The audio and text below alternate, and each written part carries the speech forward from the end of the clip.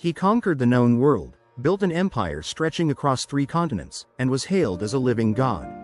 Alexander the Great, a name synonymous with unparalleled conquest and unwavering resolve. But what if, beneath the myth of the invincible warrior king, lay a deeply insecure man haunted by profound fears? What if the same intensity that fueled his ambition also manifested as explosive, terrifying rages that tragically cost him his closest friends? Imagine a leader whose external triumphs masked profound internal battles against his own anxieties, his own volatile temper. This is the untold story of Alexander's hidden fears, his uncontrolled fury, and the human cost of conquering the world while wrestling with one's own inner demons. Welcome to Behind the Legend, where we explore the complex and often misunderstood figures who shaped our world. Today, we're diving deep into the life of one of history's most iconic leaders, Alexander the Great. A man whose legacy still looms large, and whose name is synonymous with boundless ambition and military genius. Yet, for all his triumphs, Alexander's journey was marked by profound internal struggles that we rarely hear about when his story is told. In this video, we will peel back the layers of the legend to uncover the man behind the myth. A man who, despite his unparalleled conquests, was often tormented by deep-seated fears and tormented by his own unrelenting rage. Alexander's ambitions pushed him to become a conqueror of the world, but his internal battles would prove just as monumental. From the shadow of his father's expectations to the pressure of living up to a divine destiny, we'll explore the psychological forces that shaped Alexander's decisions, relationships, and, ultimately, his tragic end. We'll also delve into how Alexander's emotional volatility, his outbursts of fury, his fears of betrayal, and his obsessive drive for control, affected his closest companions and undermined the empire he sought to build. This is a journey into the heart of one of history's most complex figures, and the lessons we can all learn from the vulnerabilities that lay beneath his towering strength. To understand the internal battles that shaped Alexander, we must first look at his childhood. Born in 356 BCE, Alexander was the son of King Philip II of Macedon and his ambitious wife Olympias. From the very beginning, Alexander's life was one defined by extraordinary expectations.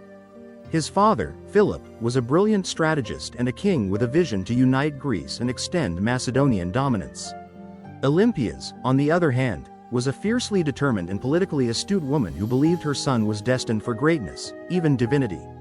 This mixture of ambition and expectation from both parents set the stage for Alexander's early years. From a young age, he was expected not only to be a capable leader but also to prove his worth as a man destined to rule the world.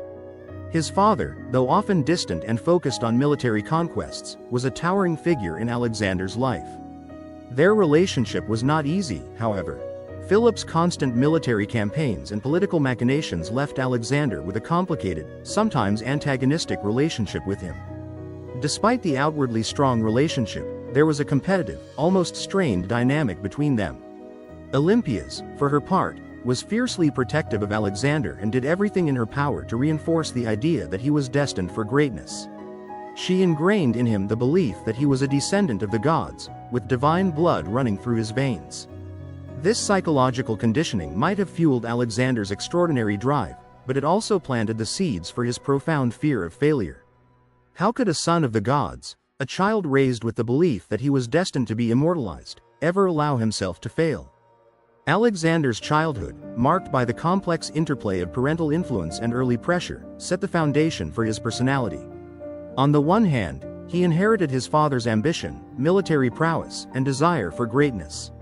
On the other, he was burdened by the belief that his entire worth and legacy were tied to fulfilling this enormous destiny. Psychologically, this would lead to a deep insecurity. Alexander's life became a constant race to live up to the towering shadow of his father's accomplishments and his mother's belief in his divine nature. This led him to fear being overshadowed, constantly driven by the need to prove that he was not just worthy of his lineage, but that he could surpass his father and achieve more than anyone thought possible. The pressure, though, would have been overwhelming for a young man. The fears planted in Alexander's psyche from childhood were far from fleeting. They grew to shape every decision, every conquest, and, tragically, even his relationships. The desire to live up to the legacy of greatness, and the fear of being seen as inadequate, drove Alexander to do extraordinary things. But it also led to emotional volatility that would later be one of his most defining characteristics. As Alexander grew older, the weight of his destiny only grew heavier. The vision of himself as a divine ruler, a man chosen by the gods to accomplish extraordinary feats, became deeply ingrained in his mind. He was not just a prince, he was the son of Zeus, or so Olympias had taught him. From his earliest years, he had been told he was destined for greatness, that his name would echo through the ages. But this conviction came with a powerful, almost unbearable fear, the fear of failure. To understand Alexander's inner turmoil, we must recognize how profoundly the idea of destiny shaped his psychology. Imagine being told from childhood that you were chosen by the gods to rule the world. There would be an immense pressure to live up to that standard. Every failure, every setback, would feel like a betrayal of the divine plan. For Alexander, this wasn't just ambition, it was a spiritual obligation. He could not afford to fail. This belief in his own divinity was central to his identity, but it also became a profound source of anxiety. What if he didn't live up to the expectations? What if his failures made him less than divine? What if the gods no longer favored him? These existential fears were not idle concerns. They were the psychological driving forces behind many of his decisions, including his most reckless actions and his relentless pursuit of power. At the heart of this pressure was a fundamental insecurity. Alexander was never fully sure of his divine right. He needed to prove it to himself, as much as to the world. Every victory, every conquest, was not just a step toward glory, it was an affirmation of his divinity. Without these victories, the fear of failure would overwhelm him. This fear became so consuming that it often led him to make bold, sometimes irrational decisions. He would push his army past the limits of endurance, conquer more territories than any sane ruler would consider, and continually take risks that would break lesser men. The desire to prove his divine right to greatness also led Alexander to adopt extreme measures to ensure control. He saw himself as a godlike figure, above reproach, and this sense of divine destiny only amplified his anger at any perceived challenge to his authority. He couldn't bear to be questioned or to be seen as fallible. He could not afford to be wrong. This intense belief in his own divine destiny was also reinforced by the influence of his generals and the religious practices he adopted during his campaigns. In Egypt, he was hailed as the son of Zeus Ammon, reinforcing his self-image as a divine conqueror. This belief gave him an extraordinary sense of confidence, but also isolated him from reality. His belief in his destiny was so ingrained that any failure or dissent seemed not just like a personal defeat, but an affront to the gods themselves. But behind this facade of divine confidence, there was a deeply insecure man, constantly questioning whether he was truly deserving of his destiny. And this inner conflict manifested in two powerful ways: fear of failure and a desperate need for control. These emotional drivers pushed Alexander to the limits of his abilities, and sometimes beyond them, leading to behaviors that would later be described as reckless or tyrannical. In many ways, Alexander's belief in his divine destiny was a double-edged sword. It gave him the strength to lead armies to victory and the vision to conquer the known world. But it also created a vulnerability. His fear of failure was so profound that it often blinded him to the cost of his actions, both to himself and to those around him. As much as he wanted to prove his divinity, the truth was that his destiny was not just a gift, it was a burden.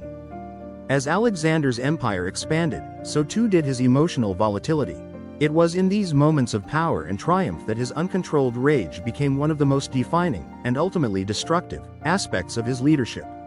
In the mythos of Alexander the Great, we often focus on his military genius, his tactical brilliance, and his ability to inspire loyalty in his men. But there was another side to this legendary leader, a side that was prone to explosive outbursts, paranoia, and brutal decisions that would cost him dearly. The most infamous of these outbursts occurred in 328 BCE, during a celebration in Marikanda, modern-day Samarkand. After a heated argument with his close companion, Clitus the Black, who had saved Alexander's life at the Battle of Granicus, Alexander's rage took a deadly turn. In a drunken fit of anger, he struck Clitus with a spear, killing him instantly. This wasn't the first time that Alexander's anger had led to violence, but it was one of the most consequential. Clitus had been one of Alexander's closest allies, and this act of impulsive rage shattered the trust between Alexander and his men, leaving a wound that would never heal. But what triggered such a violent outburst? At the heart of it was a combination of factors, most notably Alexander's growing paranoia and his sense of isolation. As his empire grew, so did his belief that anyone close to him could be a threat. In this moment, Clytus's harsh criticism of Alexander's shift toward Persian customs, including wearing Persian clothing and adopting elements of Persian kingship, was seen as a challenge to his authority and his identity. To Alexander, such a challenge could not be tolerated. His rage, however, wasn't just about defending his ego, it was a manifestation of his fear of betrayal. He had no room for dissent, no tolerance for anyone who might question his actions or his choices. Psychologically, this episode reveals a deeper vulnerability in Alexander's psyche. His unchecked rage was not merely a product of pride, it was an emotional defense mechanism against his insecurities. His fear of failure, his need for absolute control, and his belief in his divine right to rule made him hypersensitive to any threats to his authority. Even the slightest hint of disloyalty, no matter how innocuous, could send him into a fit of rage. This, in turn, alienated those closest to him and led to an erosion of the trust that had once bound his inner circle together. In the years that followed, Alexander's fury would have other tragic consequences. One of the most shocking was the execution of Parmenion, one of his most trusted generals. Parmenion's son, Philotas, had been accused of conspiring against Alexander, and the king, in his paranoia, ordered the execution of both father and son. This decision was another example of Alexander's inability to separate rational judgment from his emotional impulses. His fear of betrayal and his obsession with control led him to take actions that were not only reckless but ultimately destructive to his own legacy. These episodes of violence were not isolated events, they were symptomatic of a broader pattern in Alexander's life. His emotional instability, particularly his inability to regulate his temper, had a profound impact on his relationships. His generals and companions, once loyal and devoted, began to question their leader's stability. Alexander's unchecked rage alienated those who had stood by him through thick and thin. At the same time, his behavior also began to reflect a deep psychological conflict. On the one hand, he was driven by an insatiable ambition, pushing his troops to the limit and expecting them to follow him into the unknown. On the other hand, he was fearful of failing, fearful of betrayal, and ultimately fearful of being unable to live up to his own expectations. His outbursts of rage, though sometimes seemingly spontaneous, were in fact rooted in this constant internal battle. Psychologically, Alexander's inability to manage his anger was deeply tied to his profound fear of losing control, of losing his power and position. His rages were a manifestation of his emotional fragility, a fragile ego that could not bear any form of challenge, whether it came from his friends, his enemies, or even his own fears. In the end, it was this volatility that would prove to be one of the most costly aspects of his reign, leaving a trail of broken relationships and lost opportunities in its wake. As Alexander's empire expanded and his power became absolute, a new form of isolation began to take root in his life. With every new conquest, his empire grew, but so did the distance between him and the people who had once been his closest allies. This isolation was not just physical, it was deeply psychological. Alexander was surrounded by thousands of men, yet he found himself more and more alone, unable to trust anyone fully. His rising paranoia, fueled by his fear of assassination, compounded this sense of isolation, and soon, his behavior became increasingly erratic. The moment that Alexander began to fully adopt Persian customs, the rupture with his Macedonian generals became pronounced. The Macedonian soldiers and officers who had fought alongside him for years now felt alienated by his growing affinity for the Eastern lifestyle. He took on the Persian style of dress, accepted the Persian practice of proskynesis, a form of prostration before the king, which was seen as a sign of submission, and began to act with the air of a monarch in the Persian mold. To the Macedonians, who had always revered their king as a fellow warrior, this transformation was not just puzzling, it was deeply unsettling. What Alexander failed to understand was that his adoption of these customs was perceived as a betrayal of the ideals that had bound his army together. His Macedonian soldiers, who had followed him from victory to victory, felt abandoned by their leader's sudden shift in identity. This psychological dissonance between Alexander's new image and his soldiers' expectations created a rift that would never heal. The sense of alienation was worsened by Alexander's growing mistrust. As he marched deeper into Persia, he surrounded himself with a circle of trusted advisors, many of whom were Persians or people of non-Macedonian origin. He grew more distant from his own men, who had once been his loyal companions. Paranoia set in. Alexander increasingly viewed his Macedonian generals and even his own soldiers as potential threats, possibly even plotting to overthrow him. His fear of betrayal, the fear that someone might try to assassinate him or usurp his power, was an ever-present, consuming anxiety that shaped many of his decisions. Psychologically, this intense fear of betrayal was not unfounded. Alexander, like many rulers before him, was keenly aware of the precarious nature of power. Ancient monarchs, especially in unstable regions like Persia and Macedonia, often met violent ends at the hands of their own closest allies. For someone as ambitious as Alexander, whose empire was founded on military conquest, the danger of betrayal was very real. Yet, instead of using his power to build deeper alliances and maintain trust, Alexander's response to his fears was isolation and repression. He surrounded himself with those who were loyal on the surface, but beneath that loyalty, there were growing resentments and doubts. As his fear of betrayal deepened, Alexander's behavior became increasingly erratic. He made decisions in a vacuum, often ignoring the counsel of his seasoned generals and advisors. His growing mistrust also led him to dismiss or even execute those who he believed might threaten his rule.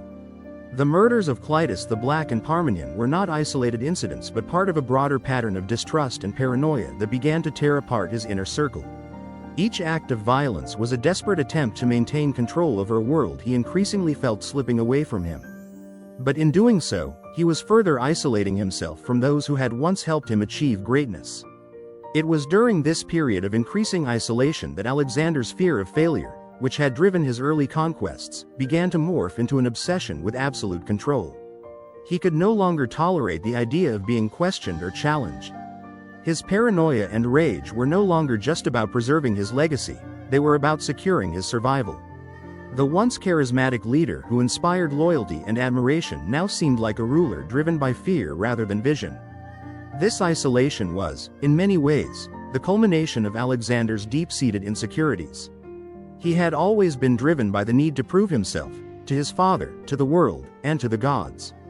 But as he achieved more, his internal fears only grew. The more he conquered, the more he became convinced that everyone around him was a potential threat. The constant need for control, coupled with his fear of betrayal, left him increasingly isolated. His growing mistrust didn't just strain his relationship with his generals, it affected his ability to govern effectively. He began to push his men harder, demand more from them, and make decisions that alienated even his most loyal followers. His once charismatic leadership, which had drawn people to him, gave way to a more autocratic and paranoid style of rule.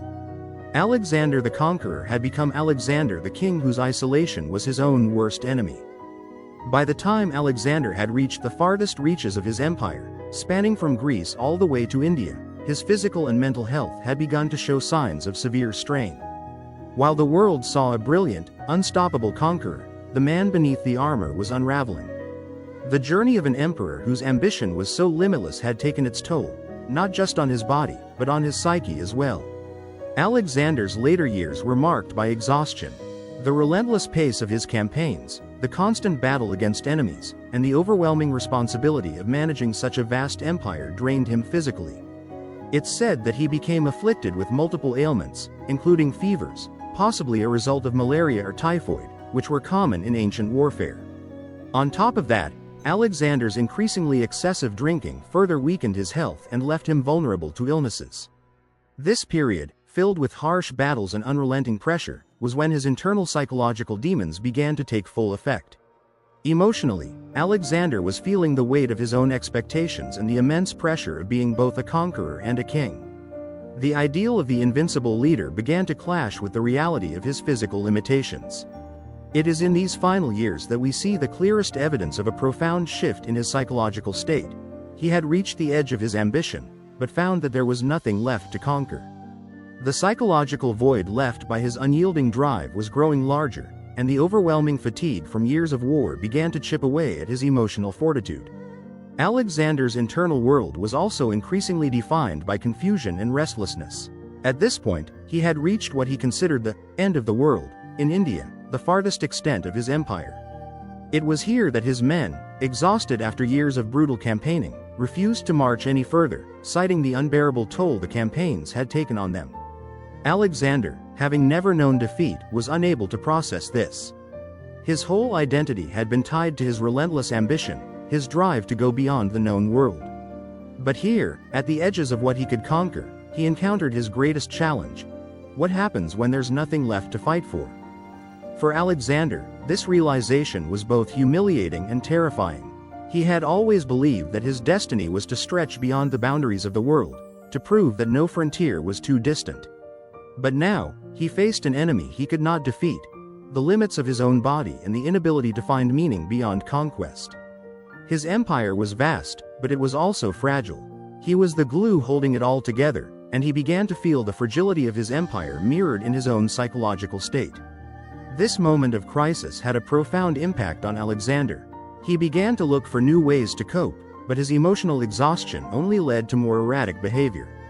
His paranoia grew stronger, and his trust in his men continued to dwindle. In the midst of all this, Alexander's need for control intensified. He pushed his men harder, seeking to assert his dominance and control over a situation he could no longer fully manage. The psychological toll of Alexander's overreaching ambition, coupled with his declining health, was becoming more and more apparent. The same man who had once led armies with unyielding determination and who had inspired his troops with charismatic leadership now found himself struggling to maintain any semblance of the power he had once wielded with ease. His once unshakable resolve was beginning to crack under the pressure of his own psyche. What had once been a brilliant, world-changing ambition now became a heavy burden, one that Alexander could no longer bear with the same vigor.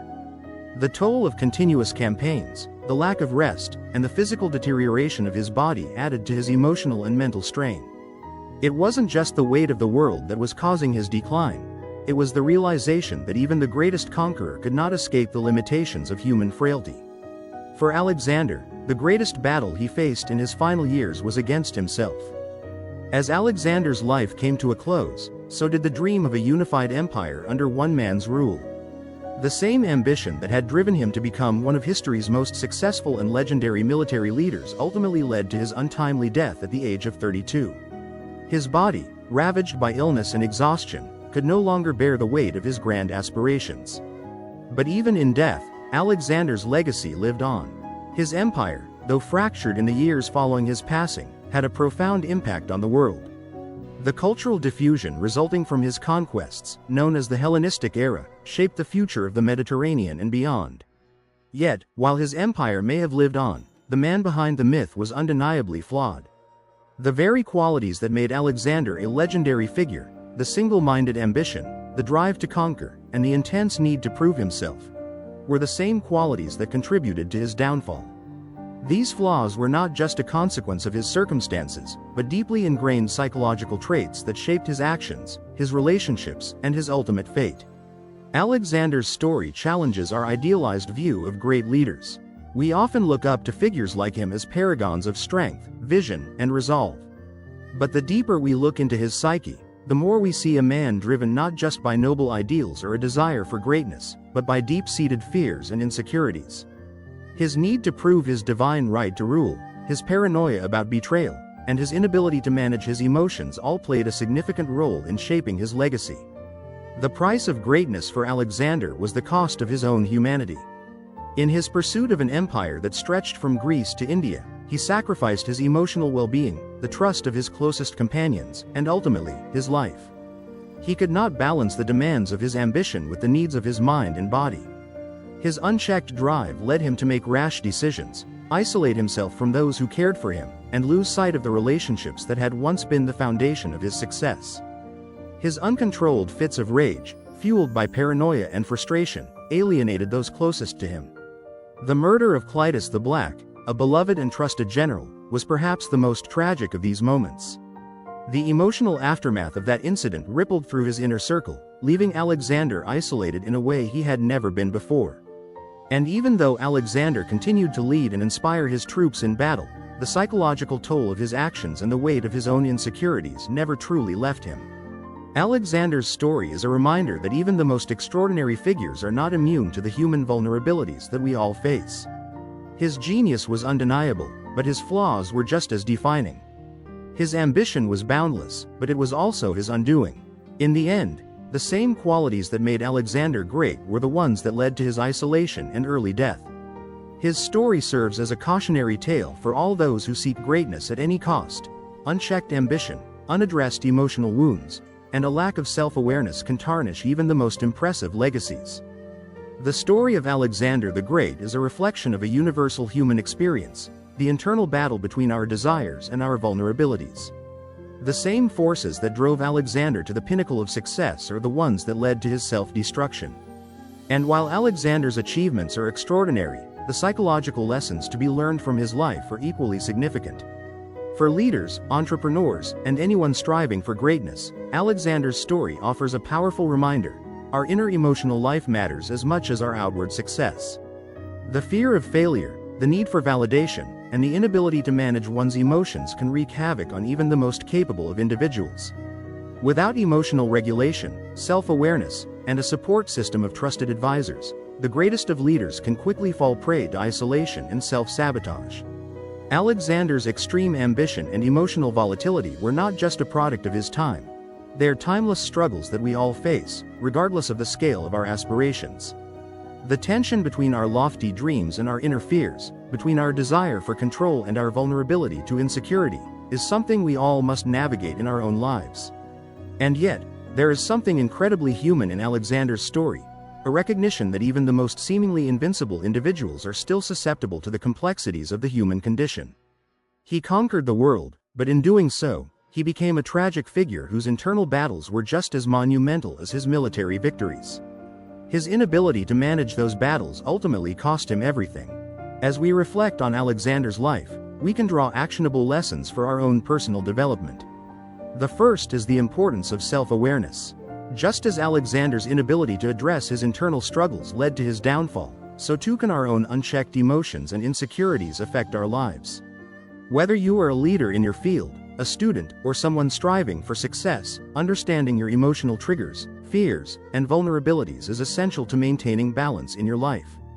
For example, when you feel anger or frustration building up, pause and reflect on what is truly driving those emotions. Are they rooted in a fear of failure or a need for validation? By acknowledging and understanding your emotional responses, you can better manage them before they spiral out of control. Another critical lesson is the importance of building strong, supportive relationships. Alexander's isolation was one of his greatest challenges. Had he been able to trust those closest to him, he might have avoided many of the emotional and psychological pitfalls that led to his downfall. Surrounding yourself with a network of people who can offer honest feedback, hold you accountable, and provide emotional support is crucial for maintaining long-term success and well-being. Lastly, it is essential to strike a balance between ambition and self-care. Alexander's boundless ambition led him to accomplish the unimaginable, but it also consumed him. Setting healthy boundaries, allowing time for rest, and cultivating resilience are all necessary for sustainable success. Ambition should not come at the expense of your mental and physical health. While Alexander the Great's story offers compelling psychological lessons, it's also important to recognize the complexities of his life and the limitations of applying modern psychological frameworks to historical figures. Alexander lived in a very different time, under vastly different cultural and political conditions. Ancient monarchs like him were often expected to display strength and infallibility, and their leadership styles were shaped by their society's norms and values. As a result, some of his more extreme behaviors, such as his outbursts of rage or his harsh treatment of generals and soldiers, might have been seen in a different light by those around him than they are by modern audiences.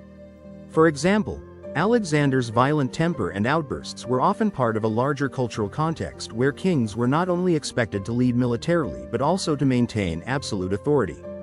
While such actions would likely be seen as tyrannical in a modern context, in the ancient world, they might have been interpreted as expressions of royal prerogative, a means of reinforcing power and deterring any challenges to authority. The concept of absolute power, in ancient times, was often accompanied by brutal displays of control. And in this sense, Alexander's rage might have been seen as a necessary tool for a king who ruled a vast empire built on military conquest.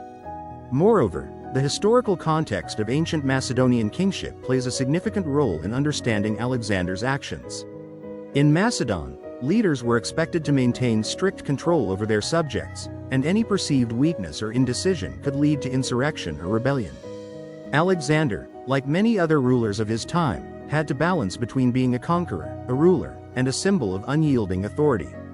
In this environment, his emotional volatility and need for dominance could have been more accepted or even expected by those around him, despite the psychological toll they took on his personal relationships. It's also worth addressing the possibility that Alexander may have been dealing with conditions that we can only speculate about. Modern psychologists often analyze historical figures through the lens of known disorders or psychological conditions, but we cannot definitively diagnose someone who lived centuries ago. Some scholars have even speculated that Alexander might have suffered from a personality disorder, possibly narcissistic personality disorder, given his grandiose sense of self and extreme emotional reactions. Others suggest that his erratic behavior could have been influenced by his lifestyle, which included constant travel, battles, heavy drinking, and exposure to the stress of leadership. It's important to acknowledge these uncertainties, as any attempt to apply modern psychological labels to Alexander is inherently speculative. However, understanding the psychological nuances of Alexander's behavior can make his accomplishments even more impressive. Despite his emotional vulnerabilities and the psychological burdens of leadership, he achieved unprecedented success and created a legacy that still echoes through history. His ability to push through fear, self-doubt, and exhaustion to achieve his goals speaks to an extraordinary drive and ambition, even if those qualities were sometimes destructive. Moreover, the complexity of Alexander's character, his ambition, his fears, his fits of rage, and his deep sense of destiny, reminds us that greatness is often a double-edged sword. We can admire Alexander's achievements without losing sight of his flaws, recognizing that even the most powerful figures in history are deeply human. At the heart of Alexander the Great's story lies a profound psychological narrative. His unparalleled ambition, his quest to conquer the world, and his intense belief in his divine destiny are all defining aspects of his legacy. But beneath this facade of invincibility, there was a man who was deeply insecure, haunted by fears of failure, and driven by an uncontrollable rage. Alexander's emotional vulnerabilities shaped his relationships, his decisions, and ultimately, his life's trajectory. Alexander's story is a powerful reminder that even the most extraordinary individuals are not immune to the psychological challenges we all face. His genius and ambition were unparalleled, but so too were his emotional struggles. His fear of failure, his volatile temper, and his relentless drive for control ultimately isolated him, costing him the trust of his closest companions and leaving him without the emotional support needed to thrive as a leader. His life teaches us that greatness, whether in leadership, creativity, or any other field, comes with its own set of internal challenges. The pursuit of ambition, while often exhilarating, can take a significant emotional and relational toll if it is not balanced with self-awareness and emotional regulation. Alexander's story demonstrates the dangers of unchecked ambition, the psychological costs of absolute power, and the importance of managing one's inner world. Even those who seem invincible on the outside can suffer from the weight of their own fears, insecurities, and unchecked emotions. Ultimately, Alexander's life challenges us to ask, how do we reconcile our ambitions with our vulnerabilities? How can we cultivate self-awareness and emotional resilience while striving for greatness? Alexander's life may be a cautionary tale, but it is also a testament to the human spirit's incredible capacity for achievement, and a reminder of the fragility that lies beneath the surface of even the most legendary figures. As you reflect on Alexander's story, think about the hidden fears or uncontrolled emotions in your own life. What might be holding you back or damaging your relationships? How can you build greater self-awareness and emotional regulation to lead with integrity and achieve your goals without the personal cost that Alexander paid? Share your thoughts in the comments below. How can we learn from Alexander's triumphs and pitfalls to build a more balanced and emotionally healthy path to success? If you found this video insightful, don't forget to like, subscribe, and join us for more deep dives into the complex lives behind the legends on Behind the Legend. Thank you for joining us on this psychological exploration of Alexander the Great's hidden fears and uncontrolled rages. We hope this dive into his life has sparked reflections on leadership, ambition, and emotional intelligence. Until next time, stay curious, stay self-aware, and continue seeking the truth behind the legends.